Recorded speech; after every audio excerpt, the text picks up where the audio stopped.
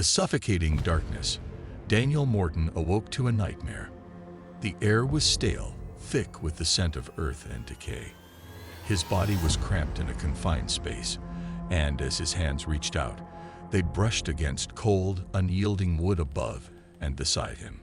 Panic surged through him as he realized he was in a coffin. But it was not this realization alone that ignited his terror.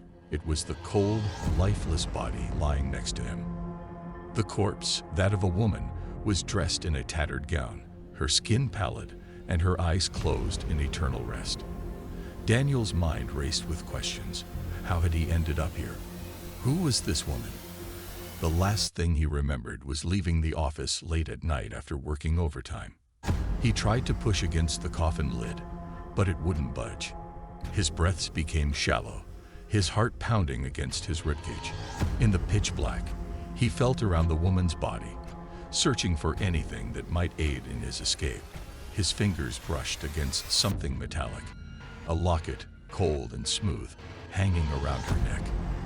Then a muffled sound from outside the coffin broke the deathly silence. Footsteps. Daniel screamed for help, pounding against the lid with his fists. The footsteps ceased. Then, after a heart-stopping pause, the sound of shoveling began. Dirt rained down on the coffin, the finality of his situation sinking in with every thud of earth on wood. In a desperate attempt, Daniel used the locket to unscrew the screws from the coffin lid. It was a tedious, terrifying task. As he worked, he heard the footsteps return, accompanied by a low, haunting melody. Someone was humming a tune, chillingly serene amidst the macabre task. Finally, Daniel managed to loosen the lid enough to force it open. He emerged like a man reborn, gasping for air, into a moonlit graveyard. The sight that greeted him was grotesque. A figure, dressed in a ragged overcoat and wide-brimmed hat, stood with a shovel in hand.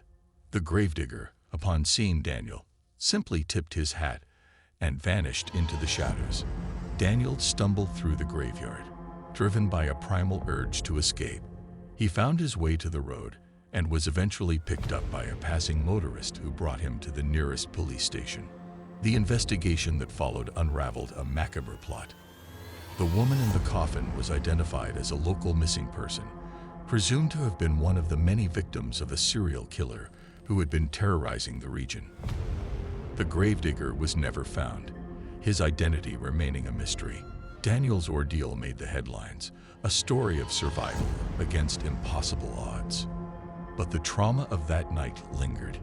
He was haunted by nightmares, the humming of the gravedigger echoing in his dreams, the cold touch of the corpse next to him, a sensation he could never forget.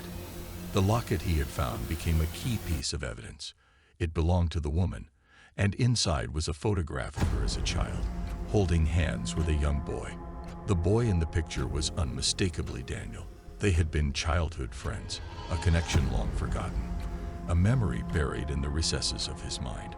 The story concludes with the chilling realization that sometimes the ghosts of our past can resurface in the most horrifying ways, and that we may be connected to our darkest moments by threads we never knew existed.